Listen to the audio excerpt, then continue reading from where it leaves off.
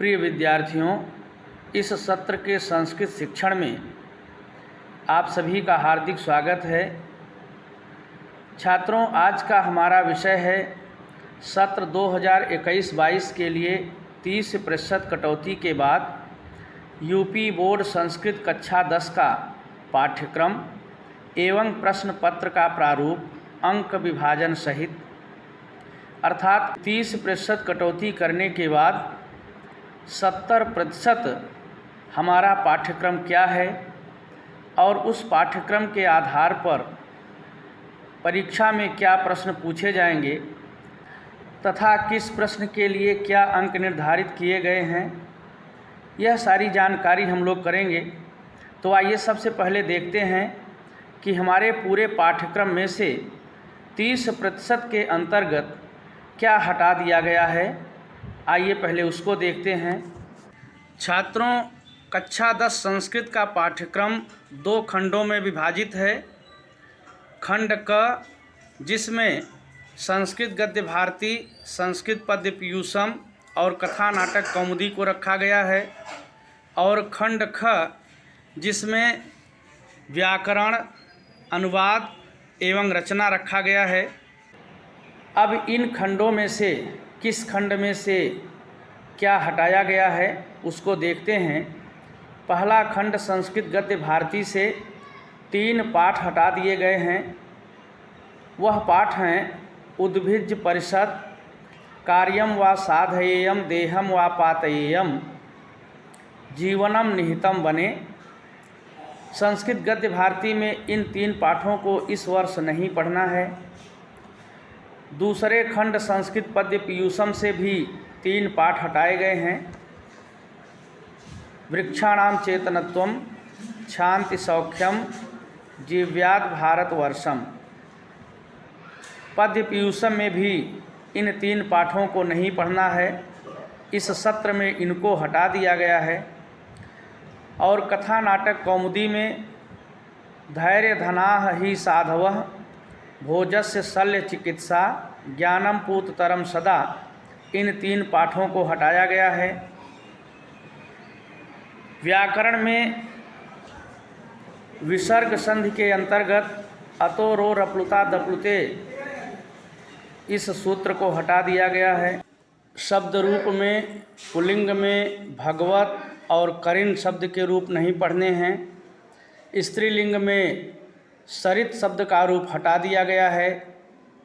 और नपुंसक लिंग में मधु, नामन, अदस, इनके रूप नहीं पढ़ने हैं। धातु रूप के अंतर्गत क्या हटाया गया है उसको देखते हैं। परस्मय पद धातुओं में नश, आप और इस धातुओं के रूप को नहीं पढ़ना है, इन्हें हटा दिया गया है। उभय पद में ज्ञा और चुर धातुओं के रूप को इस सत्र में हटा दिया गया है। प्रत्यय के अंतर्गत क्षत्रि, सानच, तवतु, तिन, इन, मतु, ठक, त्व और तल प्रत्यय को इस सत्र में हटा दिया गया है। निबंध में मातृभूमि वसुधैव कुटुंबकम, भारतीय कृषकः, हिमालयः, तीर्थराज प्रयागः, वन संपत, परिवार कल्याणम, राष्ट्रीय पक्षी मयूरः, यौतुकम, क्रिकेट क्रीडनम, इन शीर्षकों से निबंध नहीं पूछे जाएंगे। इनको इस सत्र में हटा दिया गया है। तो छात्रों, इतने पाठ्यांश आपके पाठ्यक्रम से इस सत्र में 30% कटौती के अंतर्गत हटा दिए गए हैं। इनका अध्ययन हमें नहीं करना है परीक्षा के लिए। अब आइए हम लोग देखते हैं कि 30% कटौती के बाद जो 70% पाठ्यक्रम इस सत्र के लिए रखा गया है वह क्या है, उसमें किस खंड से हमें क्या क्या पढ़ना है उसको देखते हैं। प्रथम खंड संस्कृत गद्य भारती में वैदिक मंगलाचरणम के साथ 9 और पाठ पढ़ने हैं। कविकुल गुरुः कालिदासः, नैतिक मूल्यानि, विश्वकविः रवीन्द्रः, आदि शंकराचार्य संस्कृत भाषायाः गौरवं मदन मोहन मालवीय लोकमान्य तिलक गुरु नानक देव और दीनबंधु ज्योतिबा फुले। दूसरे खंड संस्कृत पद्य पीयूषम में 4 पाठ पढ़ने हैं। लक्ष्य वेद परीक्षा, सूक्ति सुधा, विद्यार्थी चर्या, गीतामृतम। तृतीय खंड कथा नाटक कौमुदी में 4 पाठ पढ़ने हैं। महात्मनः संस्मरणानि, कारुणिको जीमूत वाहनः, यौतुकः पाप संचयः और वयम भारतीयाः। व्याकरण के अंतर्गत कुल 8 भाग हैं, जिसमें पहले भाग में पढ़ना है प्रत्याहारों का सामान्य परिचय एवं वर्णों का उच्चारण स्थान।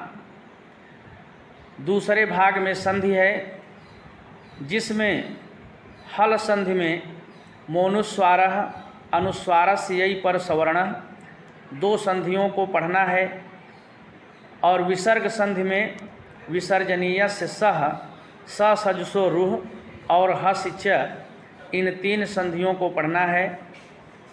तीसरे भाग शब्द रूप में पुल्लिंग में पितृ, गो और राजन शब्दों के रूप पढ़ने हैं।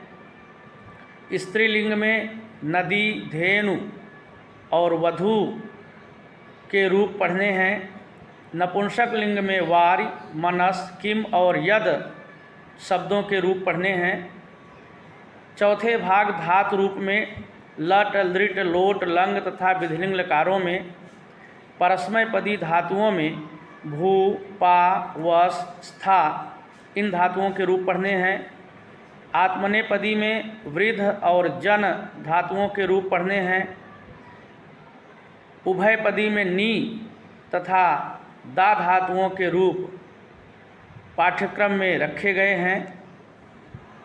5वां भाग है समास, जिसमें अव्ययी भाव, द्विगु और बहुब्रीहि समासों का अध्ययन करना है। 6वां भाग कारक और विभक्ति, जिसमें निम्नलिखित सूत्रों के आधार पर कारक विभक्ति का ज्ञान और प्रयोग पढ़ना है। सूत्र हैं कर्तुरीप्सित तमम कर्म, कर्मणि द्वितीया, साधक तमम करणम, कर्तृकरणयोस् तृतीया, कर्मणा यमभिप्रैति ससंप्रदानम, चतुर्थी संप्रदाने ध्रुवमापाये पादानम, अपादाने पंचमी आधारोधिकरणम और सप्तम्यधिकरणे च। 7वां भाग प्रत्यय है, जिसमें त, त्वा, ल्यप, तुमुन, टाप और अनियर प्रत्ययों का अध्ययन करना है। 8वां भाग है व्याकरण का वाच्य परिवर्तन, इसको पढ़ना है। अनुवाद में हिंदी अनुच्छेद का संस्कृत में अनुवाद पढ़ना है। रचना में 2 भाग हैं। पहला है निबंध, इसमें जनसंख्या, पर्यावरण, स्वास्थ्य, शिक्षा एवं यातायात के नियम की जानकारी संबंधित कम से कम 8 वाक्यों में निबंध लिखने के लिए अध्ययन करना है। और दूसरा भाग है रचना का संस्कृत शब्दों का वाक्यों में प्रयोग। तो छात्रों, यह था इस सत्र 2021-22 के लिए कक्षा 10 संस्कृत का पाठ्यक्रम, जिसका हम लोगों को अध्ययन करना है। अब आइए इस पाठ्यक्रम के आधार पर प्रश्न पत्र का प्रारूप देख लेते हैं कि किस खंड से कौन सा प्रश्न पूछा जाएगा और किस प्रश्न के लिए क्या अंक निर्धारित हैं। छात्रों, संस्कृत का पूर्णांक 100 अंक का होता है। इसमें 30 अंक आंतरिक मूल्यांकन के होते हैं। शैक्षणिक सत्र के प्रत्येक 2 माह में अंतिम सप्ताह में यह 3 भागों में मूल्यांकन होता है। पहला भाग है 10 अंक का, इसमें वाचन, वाद विवाद, भाषण, विचाराभिव्यक्ति आदि शामिल किया गया है। दूसरे अंक में व्याकरण संबंधी ज्ञान की परीक्षा होती है, 10 अंक इसके लिए भी हैं। और तीसरे अंक में सृजनात्मक जैसे नाटक, कहानी, पत्र लेखन आदि से संबंधित मूल्यांकन किया जाता है। इसके लिए भी 10 अंक हैं। इस प्रकार आंतरिक मूल्यांकन जो विद्यालयी स्तर पर होता है वो 30 अंक का होता है। अब आइए जो 70 अंक की लिखित परीक्षा होती है वह देखते हैं कि किस खंड से किस प्रश्न के लिए क्या अंक निर्धारित किए गए हैं। लिखित परीक्षा का पूर्णांक 70 है, जिसका अंक विभाजन खंडवार इस प्रकार से है। प्रथम खंड गद्य खंड में 2 प्रकार के प्रश्न पूछे जाते हैं। पहला प्रश्न है गद्य खंड का संदर्भ सहित हिंदी में अनुवाद। इसके लिए 7 अंक निर्धारित हैं, 2 संदर्भ के और 5 अनुवाद के। दूसरा प्रश्न इस खंड से पाठ का सारांश लिखने के लिए पूछा जाता है। इसके लिए 4 अंक निर्धारित हैं। पद्य खंड से 3 प्रकार के प्रश्न होते हैं। पहला प्रश्न होता है पद्य की संदर्भ सहित हिंदी में व्याख्या। इसके लिए 7 अंक निर्धारित हैं, 2 संदर्भ के और 5 व्याख्या के। दूसरा प्रश्न सूक्तियों की संदर्भ सहित हिंदी में व्याख्या करना होता है। इसके लिए 3 अंक निर्धारित हैं, 1 संदर्भ के और 2 व्याख्या के। और इस खंड का तीसरा प्रश्न है किसी एक श्लोक का संस्कृत में अर्थ। इसके लिए 5 अंक निर्धारित हैं। आशु पाठ में अर्थात कथा, नाटक, कौमुदी से 2 प्रकार के प्रश्न पूछे जाते हैं। पहला प्रश्न होता है पात्र का चरित्र चित्रण हिंदी में लिखने के लिए कहा जाता है। इसके लिए 4 अंक निर्धारित हैं। और दूसरा लघु उत्तरीय प्रश्न संस्कृत में पूछे जाते हैं। इसके लिए 5 अंक निर्धारित है। इस प्रकार गद्य, पद्य और कथा, नाटक, कौमुदी से 35 अंक हो जाते हैं। अब जो दूसरा खंड है उसमें व्याकरण, अनुवाद और रचना रखे गए हैं। इसमें भी तीनों को मिलाकर 35 अंक होते हैं। इसको अलग अलग देखें। व्याकरण में पहला भाग प्रत्याहारों का सामान्य परिचय एवं वर्णों का उच्चारण स्थान, इससे संबंधित प्रश्न होते हैं, जिसके लिए 2 अंक। संधि में हल संधि में मोनुस्वार अनुस्वारस्य यई पर सवर्ण, विसर्ग संधि में विसर्जनीय से सह सजसो रुह और हस्य च।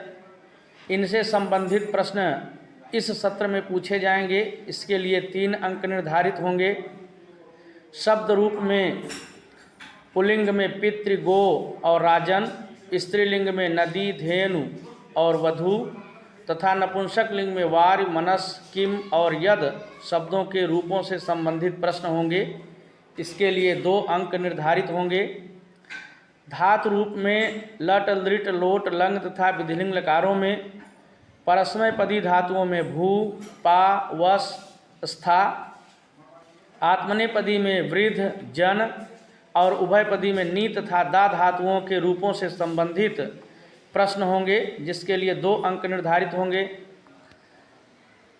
समास में अव्ययी भाव, द्विगु और बहुब्रीहि से संबंधित समासों के विग्रह सहित उदाहरण पूछे जाएंगे, जिसके लिए 2 अंक निर्धारित होंगे। कारक में निम्नलिखित सूत्रों के आधार पर कारक विभक्ति का ज्ञान एवं प्रयोग संबंधी प्रश्न होंगे। उसके लिए 2 अंक निर्धारित होंगे। सूत्र हैं कर्तुरीप्सित तमम कर्म, कर्मण द्वितीया, साधक तमम करणम, कर्तृकरणयोस् तृतीया, कर्मणायमभिप्रैति स संप्रदानम, चतुर्थी संप्रदाने ध्रुवमपाये पादानम, अपादाने पंचमी, आधारोधिकरणम और सत्यम्यधिकरणे च। इन सूत्रों से संबंधित प्रश्न होंगे, जिसके लिए 2 अंक निर्धारित हैं। प्रत्यय के अंतर्गत त, त्वा, ल्यप, तुमुन, टाप और अनियर प्रत्ययों से संबंधित प्रश्न होंगे, जिसके लिए 2 अंक निर्धारित होंगे। वाच्य परिवर्तन 2 अंक का होगा। अनुवाद के लिए 6 अंक निर्धारित हैं। रचना के प्रथम भाग निबंध में दिए गए शीर्षकों में से किसी एक शीर्षक पर कम से कम 8 वाक्यों में निबंध लिखना होगा, उसके लिए 8 अंक निर्धारित हैं। और रचना का जो दूसरा भाग है उसमें संस्कृत शब्दों का वाक्यों में प्रयोग करने के लिए पूछा जाएगा, जिसके लिए 4 अंक निर्धारित होंगे। तो छात्रों, इस प्रकार से इस खंड के लिए भी 35 अंक हो जाते हैं। इस प्रकार दोनों खंडों को मिलाकर आपकी लिखित परीक्षा 70 अंक की होगी। तो छात्रों, यह इस सत्र के लिए हमारा पाठ्यक्रम था और पाठ्यक्रम के आधार पर अंक विभाजन सहित प्रश्न पत्र का प्रारूप इसको हम लोगों ने देखा। छात्रों, यदि पाठ्यक्रम आपके समझ में आया हो तो वीडियो को लाइक और शेयर अवश्य करें। धन्यवाद।